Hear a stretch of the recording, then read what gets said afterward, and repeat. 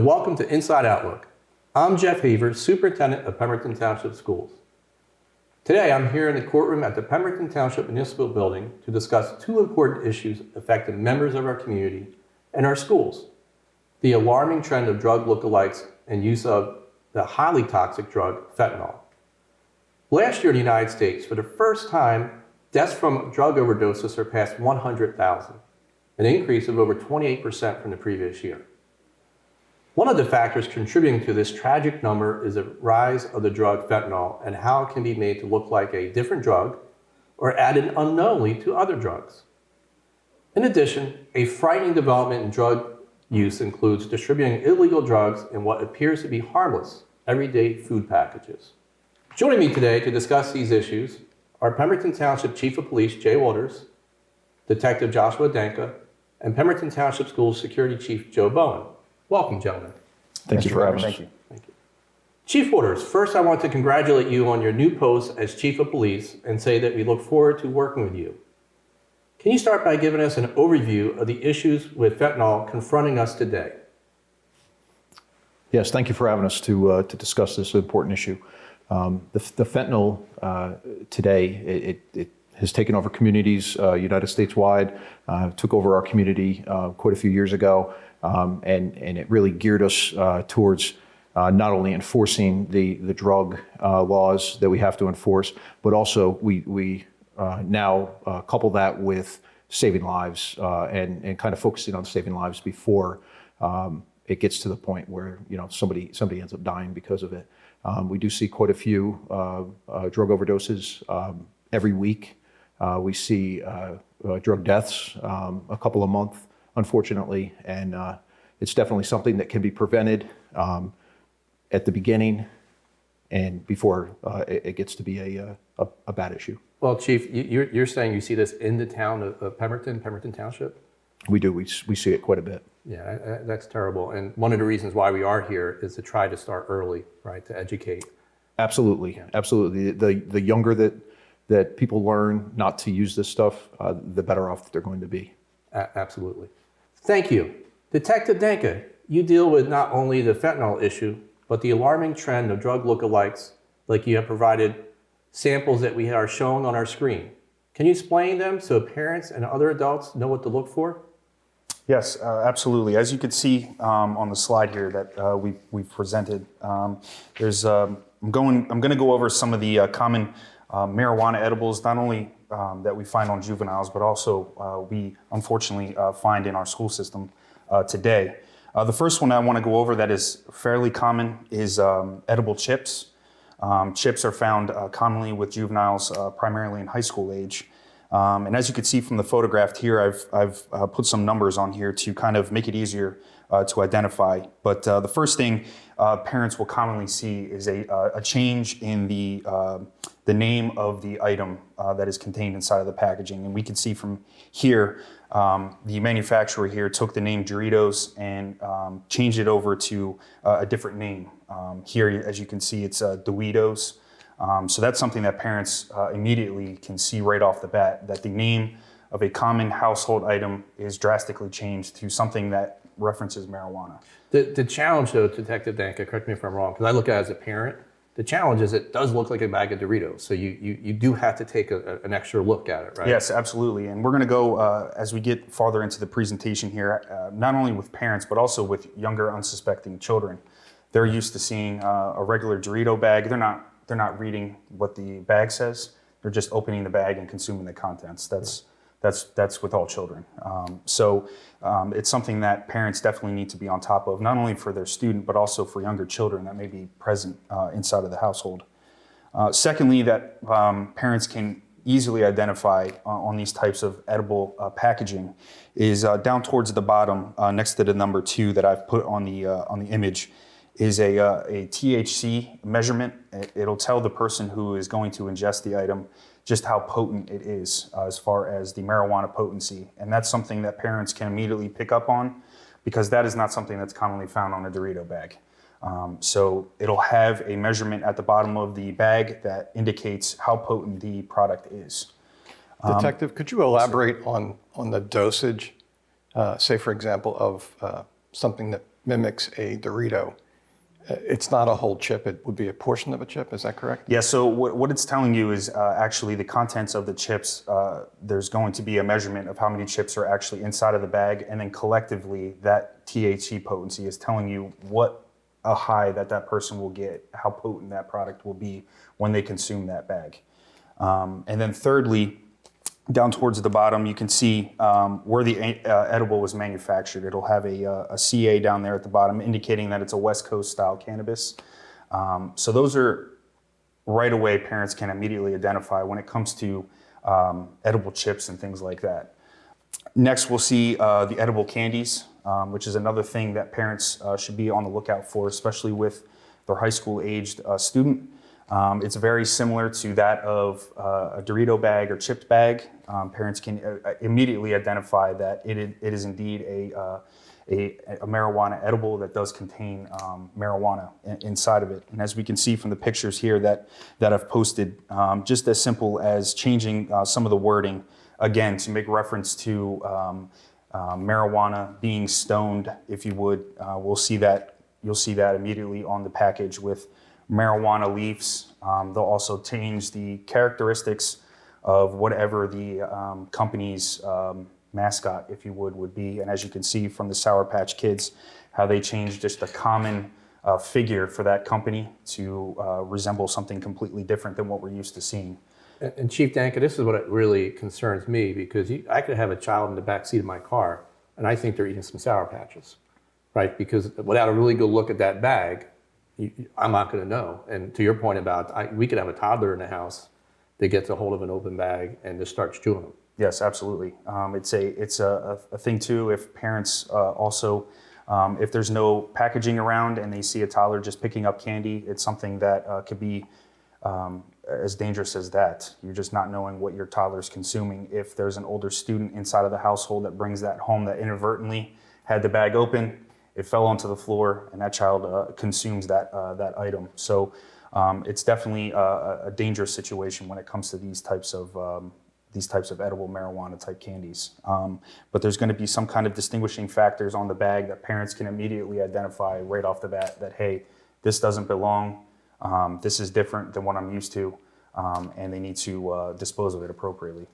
So a child does not get in contact with that item. When it comes to disposing these types of things, they can contact the police department, turn it over to the police department, so that way we can go to the residence, take custody of that item, and properly destroy it, so that way it doesn't remain inside of the home. Now, Chief Danka, I imagine, if I found something like this in my house, I'd be very upset, right? And also, even though it's clearly labeled differently, I still had to look, right? Because unless you're reading it carefully or taking a closer look, you may miss it. But I think as a parent, I may be concerned with calling the police, thinking that if I tell you I had these edibles that my child brought home, that we're now going to get in trouble. Mm-hmm. So what is that process? What happens? So for that, I know the chief's going to go into that a little bit here, so the parents can kind of get an understanding of the marijuana laws that are currently in place in New Jersey. So I won't go too far ahead of that. I'll allow him to touch on that. But it's a simple process of us just coming to the residence, gathering some basic information, taking custody of that item, and bringing it here to the police department to properly destroy that. But with that said, I'm going to pause from the pictures for a second and then ask the police chief, can you give us some more information about the legalization of marijuana? What are the misconceptions? What can we do to help our community understand? Absolutely. So there is misconceptions with the decriminalization of marijuana. Obviously, last year the state voted to decriminalize marijuana and legalize cannabis, regulated cannabis. So right now, as we're speaking, there's really no regulated cannabis that is being sold in the state of New Jersey. Regulated cannabis has been legalized for possession. Marijuana in and of itself that you would normally buy on the street, somebody would normally buy on the street, is not legal. It has been decriminalized in amounts of 6 ounces or less, meaning that we will not charge you with it, but we certainly will take it because it's still considered contraband. If a minor is found to be in possession of it, we will ask the minor to turn it over to us, or order the minor to turn it over to us, and that minor will the parents will end up receiving a notice from us And those notices can progress into also being referred for treatment as if there's multiple repeated violations. Understand. Thank you for helping me with the misconception, because I started off saying legalize marijuana, right? And so what you're saying is it's not really legalized. Marijuana in the current form that you see on the streets today is not legal. Thank you. It has been decriminalized in amounts, again, 6 ounces or less. If it's 6 ounces or more, somebody can be charged with a fourth-degree crime of possession with the intent to distribute. Distribution. Thank you. Yep. And we can understand why, because we're distributing, and we have those lookalikes, and we have these other items that can be very dangerous for households. I would also like to add on one thing about the edibles. There are also edibles that people make themselves, and there's no way to tell the potency of THC on those edibles. And those are sometimes sold beyond or out on the street beyond the edibles that we see that have the markings where they look like normal products. So that is also something to be on the lookout for. If a child is acting strange and they may have just eaten, say, a brownie or a cookie or something that may have been made in somebody's own kitchen and then sold on the street as well. So that's something to be on the lookout for. Understood. Thank you so much, Chief. No problem. Detective Danka, can you give us some more examples of lookalikes? Yes, absolutely. The next one that I wanted to cover is not readily seen on the street as far as a common thing that we run into, but it's something that parents definitely should be on the lookout for, and that's marijuana-infused drinks, just common beverages such as soda, seltzer water, things like that. These things are actually very easily observed because the outside of the can or container that it is in will indicate that it is infused with cannabis. So the parents will be able to immediately read that on the front of the can and determine that, hey, that contains cannabis because it says it right on the can. But again, it's something that obviously parents should be on the lookout for if their child, again, as the chief said, is acting strange, experiencing some type of medical emergency or something like that. That's something that they need to be on the lookout for if they're consuming some type of beverage that is has a strange scent to it, something that is not normal for soda to be emanating. It's something that they should be concerned about and be on the lookout for in their homes. And then the last one I wanted to cover is cookies, marijuana infused cookies. And again, these packaging materials are very easily identified just by their names and how they change the names of the product.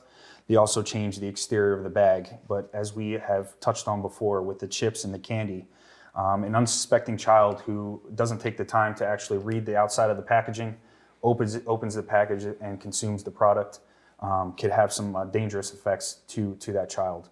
But again, they're going to have the marijuana THC potency on the exterior of the bag, and again, where that product was manufactured from. Also, I wanted to note on the cookies as well. Sometimes the cookies at the bottom will have in red lettering. It'll indicate that it's medicated, which means that it has some form of, whether it be cannabis or medical marijuana infused into the packaging. That's something that parents can readily identify as well when it pertains to the cookies and things like that. Well, thank you very much. Tell me, we mentioned fentanyl. I mentioned fentanyl in the beginning. Can you tell me how fentanyl plays into these lookalikes or how it impacts the lookalikes? So the fentanyl has been found to be laced into different things, to include marijuana that you would purchase on the street. I know that us, as well as other jurisdictions, have had marijuana laced with fentanyl and reactions to it, overdoses with it. Just like fentanyl can be laced with marijuana, it can be laced into any of these edibles, to include the ones that are made at home. So you never know what you're going to be taking. Fentanyl can also be in the form of, or pressed into the form of a pill that may look like an everyday pill, such as Tylenol or something like that, and somebody takes it just not even thinking about it, or is given it not even thinking about it, and it ends up being fentanyl, and that can cause an overdose. A very small amount of fentanyl can cause an overdose in a person. Yeah, so Chief Waters, can you go in a little bit more detail in terms of when we talk about cannabis and we talk about marijuana and the impact that has on somebody's body and their system versus fentanyl? So fentanyl is a very powerful drug. It is a synthetic drug It is normally mixed with heroin and other drugs in order to make the potency of whatever the effects are that somebody's looking for to be that much greater. A very small amount of fentanyl can cause an overdose, which normally will restrict your breathing and cause somebody to to pass out. And if they pass out in the wrong position, positional asphyxiation comes into play. You end up passing away because you end up overdosing and you can't breathe. That's horrible. Chief, in terms of fentanyl, is it addictive? And if it is, how addictive is it? It's extremely addictive. It's extremely addictive. We talk with people on the street about it who are going through it, and to listen to some of the stories about where they came from and now where they are. I mean, it's just it's heartbreaking to hear it. So they took this fentanyl, this heroin, these pills one time, and it drastically changed their life, the course of their life. Or they could have had a brownie that was laced, and they may not even know it. Right, and that's it. They're now all of a sudden on a different path. So, Chief, I know there's a lot of support that we have in town. Can you give us some information in terms of how do we help them get to a different path? Absolutely. So multiple police departments throughout the county. I know Mount Holly, Evesham, Burlington City, Bordentown, as well as Pemberton Township. We do every Tuesday, we do a straight to treatment program. And this is for everybody, not just kids, it's for adults. And it's not just fentanyl, it's not marijuana, it's everything. It's alcohol, it's cocaine addiction, any addiction that somebody has. We run straight to treatment here in Pemberton Township every Tuesday from 12 to 6. People can come in, receive treatment. If they have illegal substances, they can bring that in. They can turn it over to us. They will not be charged for it, and we will destroy that stuff. And then we work with them to take care of any criminal matters that they may have pending. And then we end up turning them over to a treatment specialist who will find them the treatment that they need. Great. We also have a program that the Burlington County Prosecutor's Office has implemented that we do here. It's called Operation Helping Hand. If a parent or any adult or child feels like they need help, they can contact the police department and we can get them in touch with an Operation Helping Hand coach to help guide them to where they need to be for treatment. So great. So there's plenty of resources. If I see a police officer on the street, I can, and I'm concerned, I can just... You can walk up to any of them and we'll be able to get in contact with a coach. And that's 24 hours a day, 7 days a week. It doesn't matter. Great. Well, thank you very much. No, thank you. I appreciate you having us. Thank you. Mr. Bowen, we know that whatever is impacting our community is also impacting our schools. So can you give us some information in terms of how it is impacting our schools? Sure. Our district is no different than any other district across the country. We're seeing a change in viewpoints on drug use, and I think a lot of that has to do with the fact that marijuana is being legalized in so many states. It's more readily accessible through the edibles. It's not looked at from society's point of view as being the drug that it used to be. It's more acceptable, and that filters down to our kids. As you know, and the detective pointed out, we have had issues where we've recovered edible packaging at our schools, at the high school. And when those things happen, the best thing we can do as a district is to educate our kids, educate our staff. We have a fabulous group of drug and alcohol counselors that we put students in touch with, and that's where it all starts for us. Yes, and Mr. Bowen, actually the first time I saw pictures of those types of edibles in those packages was from one of our students bringing them in. Correct. And you sent pictures to me, and I thought, wow, we need to educate people because I had no clue that that's what's out there. Yeah, and to Detective Zanka's point, my biggest concern is the student's well-being. An older student who has one of those packaging or edible packages in their book bag goes home, leaves the book bag on their bedroom floor, and a younger sibling comes in, thinks it's a bag of Chips Ahoy's, and the next thing you know, you have somebody overdosing. So that's always been the concern, is that an older kid knows, or older student knows what it is and what it contains, and a younger sibling may not, or most likely will not. Right, and if it's laced, the older student may not even, they probably don't know that. Correct. All right, great. And you said we have plenty of supports at the school, right, to help our We do. students? We do. We have, like I said, we have a great group of drug and alcohol counselors who connect with students who need help. We also deal with outside counseling services. And then we have the Hive and the Junior Hive, where kids can come in and speak to counselors privately and quietly and get the help that they need. Right, and just like you can walk up to any police officer and let them know you have a concern, you can walk up to really any teacher, any counselor, a trusted adult. If you're concerned about yourself, about an older brother or a younger brother or sister, or a parent, right, you can get that support. Absolutely. All right, thank you so much. Thank you all for sharing this vital information with our parents and community. Chief, do you have any final words before we conclude? I'd just like to say that these items that Detective Denker was talking about are available online, so parents should also make sure that they monitor what minors are purchasing online. If there's packages coming to the house, you might want to know what's in them. They also can be purchased at dispensaries in other states and brought back into New Jersey, which is not legal, but that's we have seen that. Where people are going to other states, purchasing large quantities of that, then bringing it here and distributing it that way. Right, and one of the challenges I know as a parent, my kids get home before me. So if they're catching something in the mail, but I think we just have to be vigilant, right? Correct. In terms of looking for that. And can you just give us some final reminders in terms of the support and help that our community members can get? Absolutely. Straight to Treatment, Pemberton Township Police Department, every Tuesday from 12 to 6. There is, it's pretty much 5 days a week at one police department or another. We put the locations of those police departments as well as the times for those police departments for Straight to Treatment on our Pemberton Township Police Department Facebook page, as well as we also do Operation Helping Hand through the County Prosecutor's Office. And we can contact 24 hours a day, 7 days a week. We can contact a coach or a counselor to respond to your location or to the police department to talk with you or whoever is going through an addiction problem. Wonderful. Thank you so much, Chief. No problem. Thank you. Thank you for your time, and we look forward to seeing you again. Now, a few reminders before we go. Early registration for our 2022-2023 Early Childhood Program has begun, and parents are encouraged to begin this registration process now. Our free full-day educational preschool program is open to all 3 and 4-year-olds in Pemberton Township, and this includes families living on the Joint Base. Details on how to register are listed on your screen and posted on the district website.